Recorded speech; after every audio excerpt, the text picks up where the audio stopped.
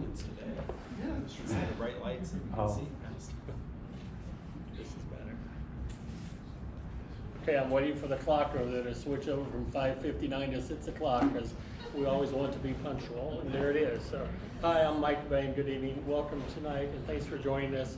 I've spent the last 30 years in elected office or appointed office in the city of Lenexa, but what makes kind of this important and exciting for me is not only having our Western brother, so to speak, city to city, but I grew up at K7 and K10. And some of you will remember Earl Ashley ran the grain elevator and Steve's Meat Market and the Coker store. And I spent my life running through DeSoto until I went off to KU and then came back to Kansas City and Lenexa. So I'm one of the townies and locals, even though I never had a mailing address over here. We spent a lot of time and money in DeSoto, and it's important to see, and to me, to see what's happening in DeSoto and excited for the growth that's happened in the last few years. And I know there's challenges with growth, and some of you are going, I want to be the little town we always were, and those are excited for the growth. And Lenexa has done a great job, I think, of preserving Old Town and our history and the development. And what we did, honestly, was we embraced the development, so we got to do what we wanted people to do, but we never lost sight of our history. And I think that you're doing a great job of that in DeSoto too as well. So that's my little opening remark. On behalf of the DeSoto Chamber and the Johnson County Public Policy Council, thank you for joining us today. The Johnson County Public Policy Council consists of 10 chambers of commerce serving Johnson County and the Greater Kansas City Chamber of Commerce, and they've developed today's questions for us, focusing on business and community issues. We'll start with 3-minute opening statements by each candidate, followed by a Q&A, which I will conduct. Each of those will start with a 1.5 minute response to each question. At the conclusion of the Q&A, the candidates will have a 2-minute opportunity to make their closing statements. And due to time constraints, there will be no formal rebuttal time or audience participation, so please note the candidates will be speaking in order has been randomly determined on the questions to begin, and will rotate through the questions back and forth as we move along. So I'm supposed to be at 6:05 now. We're on schedule. We'll start now with the introductions in alphabetical order. I'll give each candidate an opportunity to make a 3-minute opening statement. Tim, right up here in the front row, has the stop and the signs and the warning signs. I don't think we'll have any issues. I've been armed with a half-full bottle of water to throw at you if you go too far behind. And my intent is when the time is up, let you finish your thought as opposed to just abruptly stopping. But don't start the next topic or the next conversation, or we will have to pull you down and call you aside. So if you're all good to go with that and everyone understands the rules, applause don't accomplish anything. Just listen and keep us moving on time. So with that, we're going to start with Rob Daniels. If you'd like to give us a 3-minute opening statement and talk about your qualifications to serve as the mayor of the city of DeSoto. Thank you, Mayor Bain. Thank you, Tim and Laura in the chamber. I've been a proud DeSoto resident of DeSoto for nearly 20 years, alongside with my wife, Lisa, and we've raised 4 boys through our USD 232 school system. As a successful business owner for over 25 years, I've represented my company on the DeSoto Chamber Board for 5 years. Throughout this time, I've consistently supported the Chamber's autonomy, respected businesses that comprise the Board of Directors. DeSoto needs a strong relationship with and robust support for our Chamber and EDC, not only to attract the new growth, but to assist the small businesses and businesses that are here like Rarick and Huhtamaki and Engineered Air, the companies that have made it a staple like Merck, that have been good community partners. My support for local businesses have been unwavering, whether it be supporting JT's and El Patron through the COVID time when they were trying to figure out the carry-out alcohol, or whether it be the sidewalk issues downtown, whether it be other things that are included in that, as well as working with the chamber director previously with what is now Wildcat Plaza that houses our veterinarian, houses a eye doctor and other utilities, or not utilities, but services that we need and have been lacking. I've been an engaged advocate for our residents throughout this process. Our residents need to be included proactively in the development process, and I've been that bridge, the bridge between the gap of the residents and the developers when those concerns arose. Cleaning up after development when nobody else would, listening when people weren't available, The engagement has accelerated growth opportunities in DeSoto, and it's taken projects that came and made them better. It didn't stop it, but it moved the development forward in a better, more positive way by including the residents in that, whether it be the Grotto development at K10 and Kill Creek, whether it be the creation of the 95th Street Sewer Benefit District that will enable development years earlier than it would have otherwise. So it's moved it forward, but it's been with the residents involved. We've been fortunate to have a governing body, an elected body that's been collectively focused on reducing your property taxes and bringing the businesses that allow us to have property tax reductions as well as other amenities and benefits. While we've made progress, and it seems like we've been sprinting, and we have, this is more of a marathon, and we have a long way to go, including our infrastructure of 83rd Street, downtown, the core area, not just the southwest growth area. So growth brings opportunity, but my record demonstrates that while growth is good, it needs to be collaborative with our residents. Rob, thank you. Rick? Sure. 3 minutes? Good evening.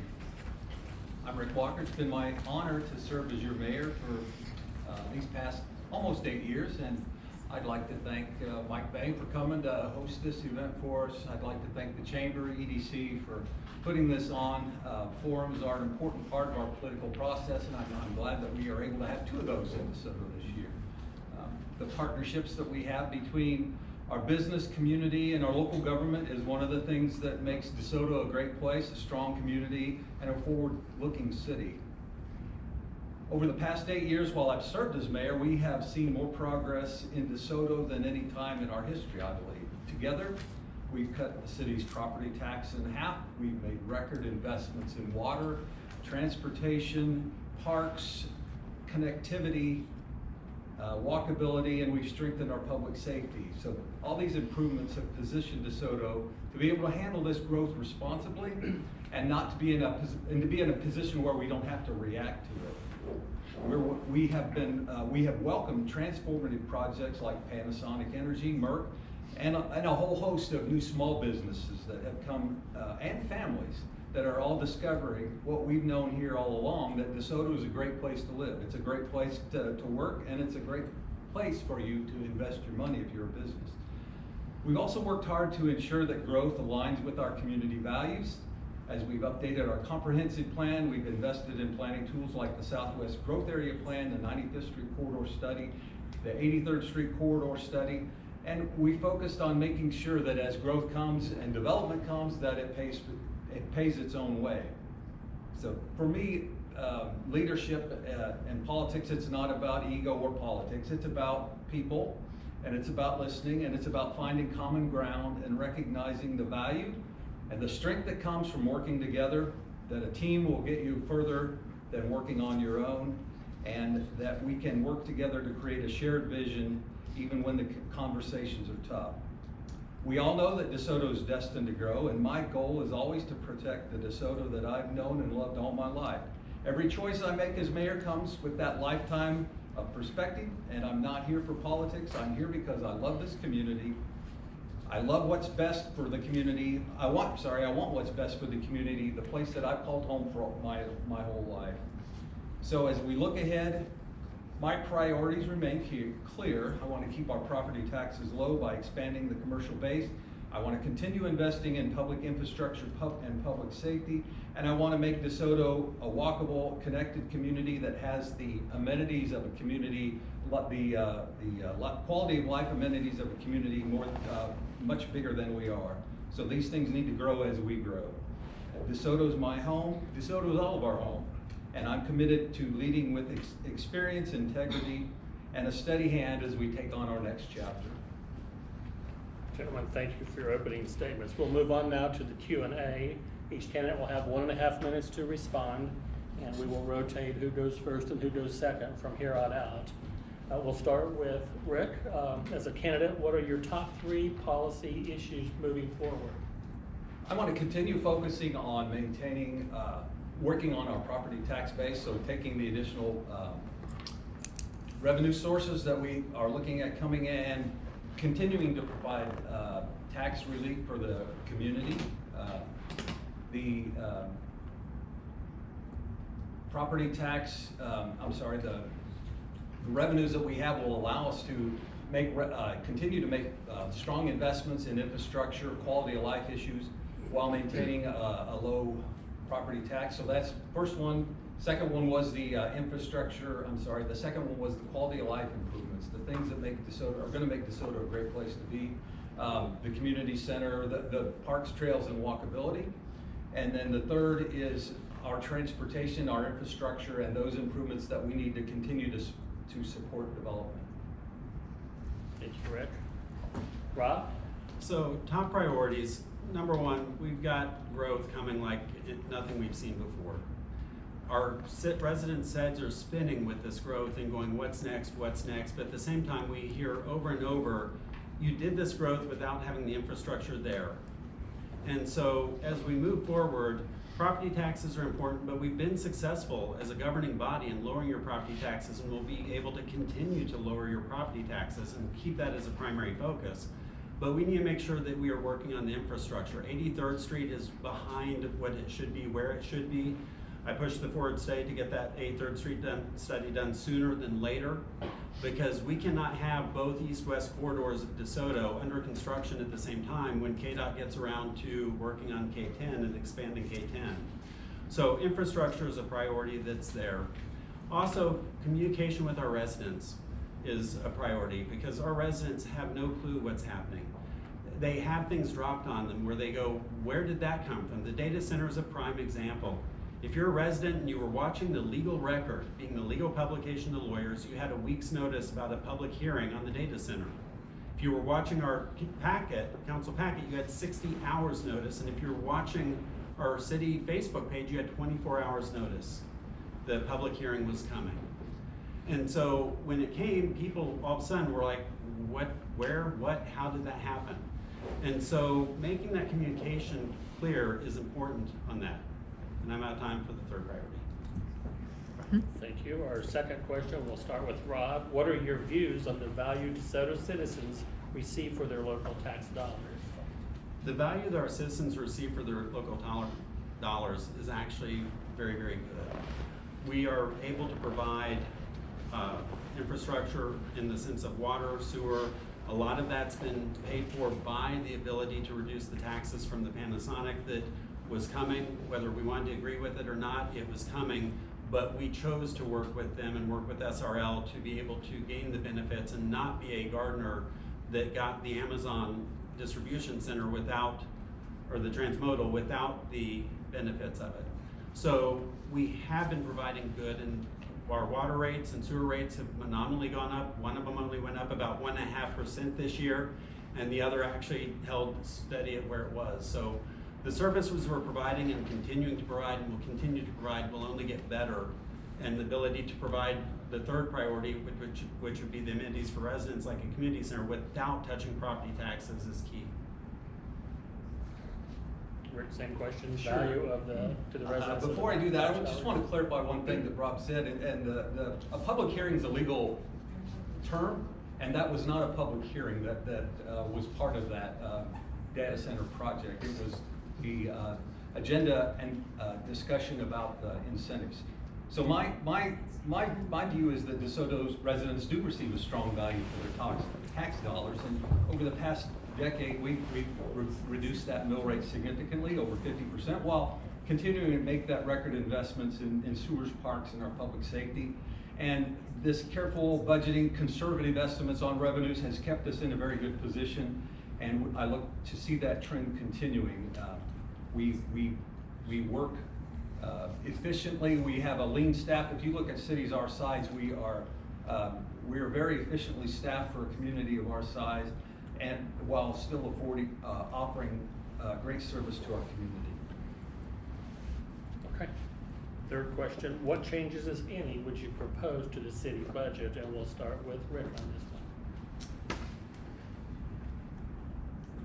Property tax, again, I would like to see us continue to reduce our reliance on property tax while continuing to diversify the other revenue sources. Our growth will provide that opportunity for us to generate additional revenue through these other sources like increased sales tax and franchise fees, and this will allow us to continue to invest in necessary infrastructure and public safety and quality of life amenities while keeping property taxes low for our residents. So as we continue to broaden our revenue base, we can ensure our long-term fiscal stability and continue to provide strong services for our community and keep DeSoto a great place to live.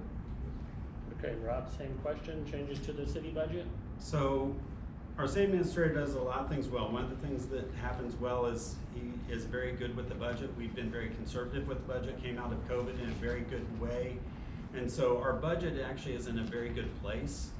And with the incentives and the tax revenues that are coming in and additional services and fees that come in from Panasonic and the data center, franchise fees from the electric, we'll be able to keep that coming down. But I do need to address one thing. It was not just a discussion on the data center. We had an IRB before us, we took a hearing on it, and we took action and voted to pass the IRBs. That is not a discussion. No other budget questions or thoughts? Okay, thank you. Question 4, and we'll go to Rob first. Over the past few years, the city of DeSoto's development has outpaced many Johnson County communities. How would you help continue high quality growth in DeSoto, and what role, if any, do you believe the city should play in economic development to bring jobs and capital investment to DeSoto? So bringing jobs and capital investment to DeSoto, the city, even if it's housing or businesses, you've got either laissez-faire, incentives, subsidies, or government control. And at that point, our tools that we have are incentives and or zoning, as far as controlling and managing businesses, enterprise, residential that's coming in. So at that point, to manage and control it, to incentivize it, we've got 2,500 acres of privately owned property at Astra that's not claimed, that's being marketed. We will continue to see businesses, enterprises come out there and be a job center for DeSoto. And the incentives have pretty much already been passed in that they have the TIF, and that's the primary incentive that they'll have. So a lot of that's been incentivized. So a lot of it comes back to our housing and what we're gonna do to get affordable housing, what we're gonna do to manage the apartment to single family housing ratios and keep an appropriate balance to keep our community feel that we have and have had for a long time and will continue to have. Thanks, Rob. Rick, you got the question and need it again? So what role do I believe the city should play in economic development? Well, in a community our size, the city has to play a very active role in economic development. We have to be a strong partner with our Economic Development Council and our regional partners. It's our responsibility to create an environment where businesses want to invest, where they want to come. And that comes through reliable infrastructure, clear planning, having an incentive policy that's easy to understand, and that incentives that are used appropriately that benefit the community and bring good jobs and that allow us to expand our tax base while not detrimentally impacting our quality of life here. So we need to work strategically, collaboratively, and through that partnership we can attract investments that make DeSoto a greater place for all of us. Thank you. Question 5, and we've seen a little bit of insight into this based on previous answers, but we're going to go right through 5 anyway. And we'll start with Rick. As the city considers future development and redevelopment projects, describe your views on how the city should best manage and balance growth. Yeah. So as DeSoto grows, we have to balance the new development that we're going to have in the Southwest growth area with a strong commitment to not forgetting our downtown and our city core. So we need growth to strengthen what we have going on in DeSoto, not overshadow it, and because that's what makes our community unique. So that means we need to invest in the infrastructure in downtown, and that will allow us to support some additional businesses downtown. And we need to maintain the balance so that we preserve the small town character and we support those hometown businesses, those local businesses, the small businesses that we need to maintain the small town character that we all like here in DeSoto. And I think through thoughtful planning, we can keep our growth sustainable and still keep it community-centered. Rob? We absolutely need to focus on community and keeping community there. When I came on council in 2017, I advocated to shut downtown street off and have things like Cinco de Mayo Festival. So events like that, which never materialized yet, I'd still love to see it. But things like that help bring community together, create that community event. But at the same time, we need to be making sure that the growth is investing in our core infrastructure. If you're up in Primrose, top of Primrose area up there on the north, the curbs are crumbling, falling apart. Our road budget for years was about $50,000 to $100,000, so we had a lot of deferred maintenance that we need to get caught up on and be investing in that core. And with downtown revitalization, which is something all of us want to see, it's going to take a collaborative effort that hasn't been there for a number of years to get the property owners that own the properties to be willing to do something. And we also need to continue to support those developers that are willing to do infill work, like we've seen with Alcove Development, that has brought us a better vet location, brought us an urgent care, which I've had to use too many times, brought us an eye doctor, a women's health clinic, and a dentist. So they brought us things that we actually had leave that are coming back to where that's a benefit of the growth and coming back and benefiting our residents. Okay, question 6, and we'll start with Rob. What is your philosophy on the role the city should play in terms of the greater Kansas City metropolitan area issues? The greater Kansas City metropolitan issues, we need a seat at the table. I mean, there's been times, I mean, let's face it, it's not in the cards as far as any of us know, but we wouldn't necessarily want a stadium out here.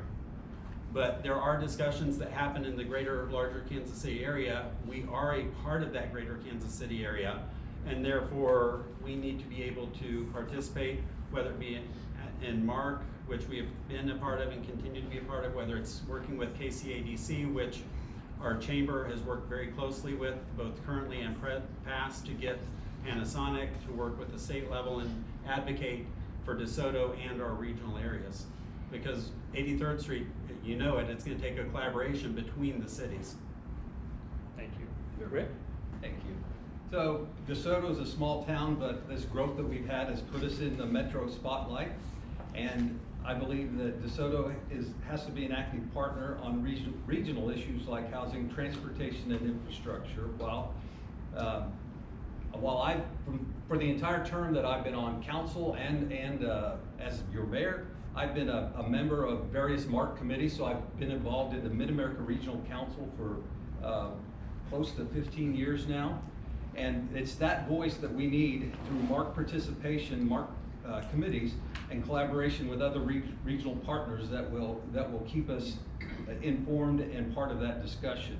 So by staying engaged, we can shape solutions that will benefit the metro and our residents, ensuring that DeSoto grows while contributing to strengthen the entire region.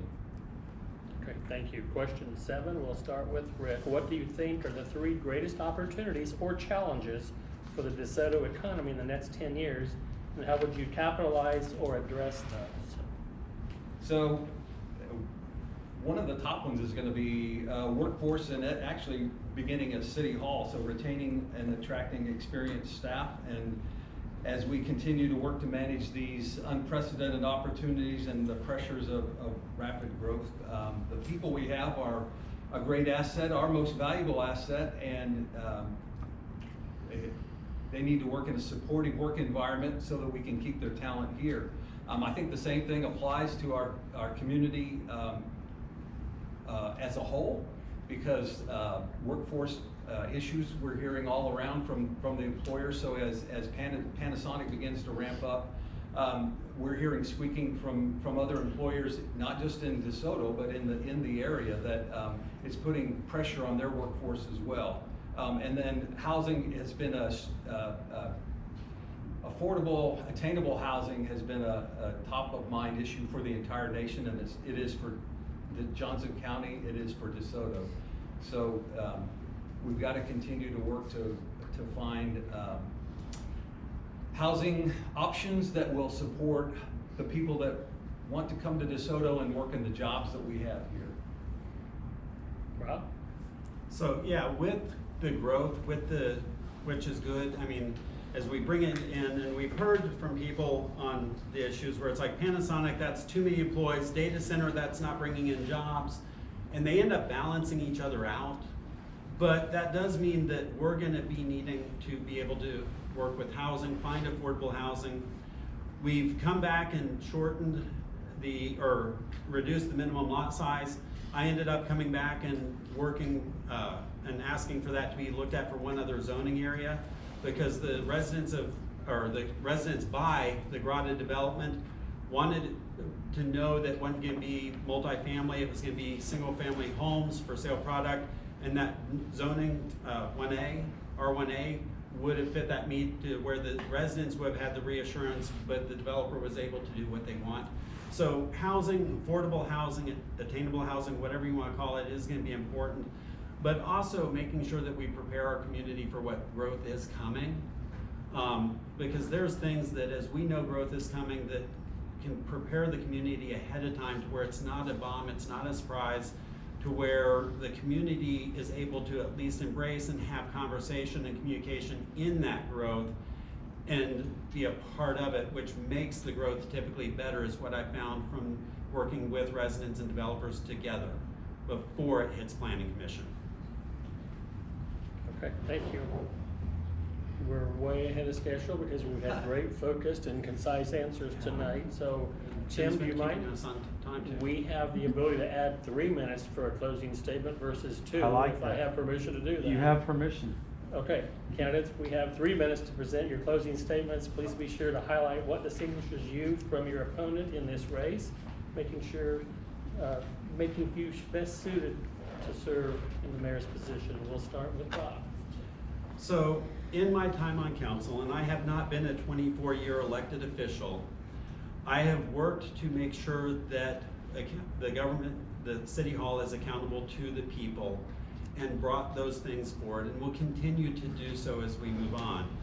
But we need to make sure that as development moves forward, and like I said, there's 2,400 acres out at Astra that is still available for development that's being marketed. So we are going to see other things that's gonna bring jobs, that's gonna put the job market, drawing people from all places outside town, but also they'll be looking to DeSoto for places to live and for places to work. I already know several people. We have a neighbor or two that have come in here to DeSoto from Panasonic. So people are going to be looking for DeSoto. It's going to be growing. But when we talk small town feel, I was at the League of Kansas Municipalities where I represented DeSoto in nominating the board of directors positions there this year. And when you talk small town, there was a mayor that's on the board of directors there that's a town of 293 people. So to them, we're not a small town. Flip side, there was an article 2 weeks ago that listed the 5 best small cities to live in Kansas. And Lenexa was listed as one of the best 5 small town cities to live in Kansas.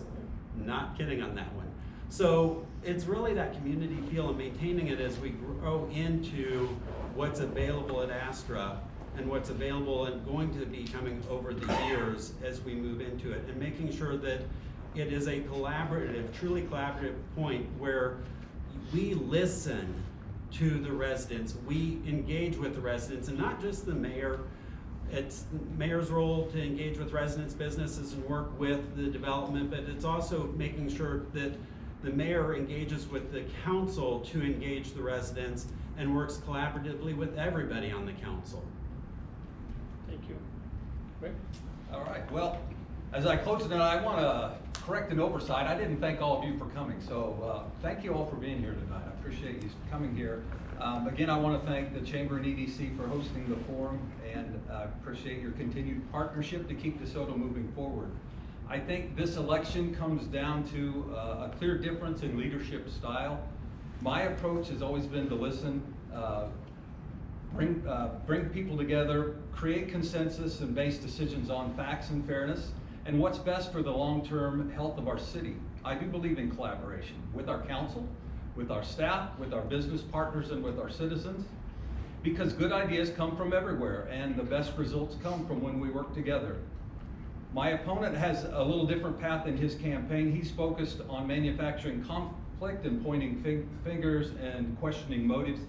But leadership is not about stirring division or scoring points. It's about finding common ground and making tough decisions and keeping our city's priorities above politics.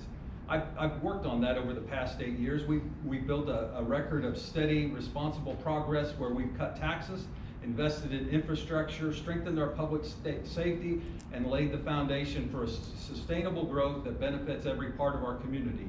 And we did it by working together, not by tearing each other down. We all know that DeSoto was destined to grow, and I'm gonna repeat it, something I said in my opening. My goal is, and it always has been, to protect the DeSoto that I've loved my entire life while guiding it toward an even stronger future. I'm not here for politics. I'm here because I love this community. I want the best for the place that Monica and I have always called home. And with your support, I will continue to lead with experience, integrity, a steady hand that builds progress while keeping DeSoto the community we're all proud to call home. Thank you. Thank you, Rick. Why don't you join me in a round of applause for our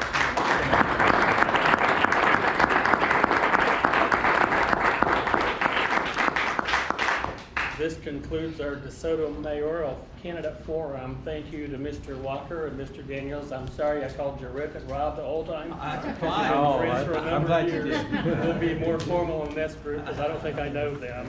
On behalf of the DeSoto Chamber of Commerce and the Johnson County Public Policy Committee, thank you to everyone for taking advantage of this important opportunity to learn about the candidates. For more information about candidates, videos of these and other candidate forums, and probably the most one I would want to call to your attention is the JCCC trustee race, because that's something you'll all get to vote on as well. In advanced voting details, you can go to votejoco or www.votejoco.com. And if you would share that resource with your friends and your neighbors and colleagues to let them know that if they couldn't make it tonight, this forum is available to them as well as the others. And again, on behalf of the DeSoto Chamber of Commerce, thank you for participating in the candidate forum.